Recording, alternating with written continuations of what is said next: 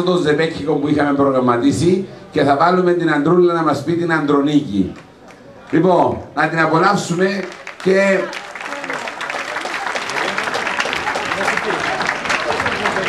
Η ιστορία αυτή διαδραματίστηκε στην περιοχή της Πάτρας. Την ιστορία την άκουσαν οι Κύπροι ποιητάριδες τη δεκαετία του 20-30 και την έγραψαν στις φυλάδες τους και γύριζαν από χωριό σε χωριό πουλώντας τις φυλάδες τους και τραγουδώντας το τραγούδι. Έτσι από γενιά σε γενιά και από στόμα σε στόμα ήρθε και σε εμάς. Αυτή είναι μια παραλλαγή.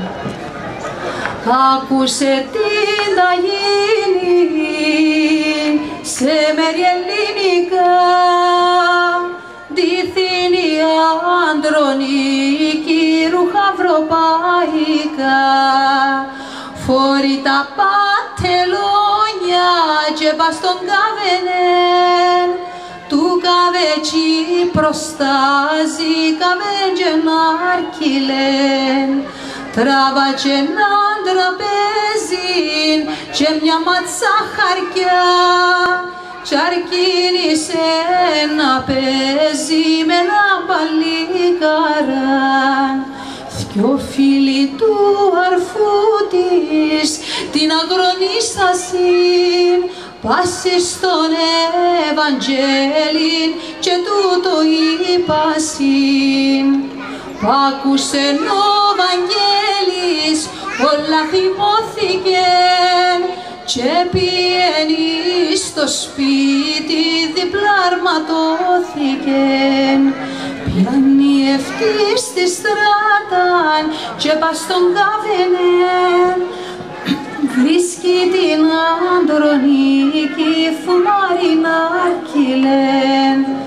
Μπράβο σου Ανδρονίκη, την τέχνη ποπιαές, ούλην τη γενεά μας εσού ανδρόπιασες.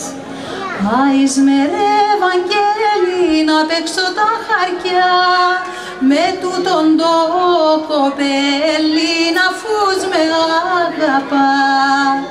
Τράβα το λιβορβόριν, τη λιβορβόρισεν, που το δεξί βυζίν της η σφαίρα πέρασεν.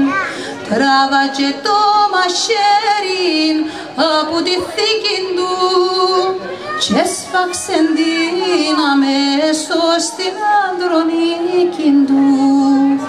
Την ώρα που τη βγάλαν από τα σπίτια της, μίτσι και μυάλια κλάψαν τα μαύρα βρύθια της. Πότσι που την ερέσαν, ούλοι εκλέασιν, κρίμα στην ομορφιά της ούλοι ελέασιν. Κι αν την επερνούσαν από τα μαχαζιά, μίτσι και μυάλια κλάψαν τα άσπρα της βυζιά. Κι αν την επερνούσαν από τον καβενέν, έσπαζαν τα φεντζάνια που πίναν τον καβέν. Κι άμα την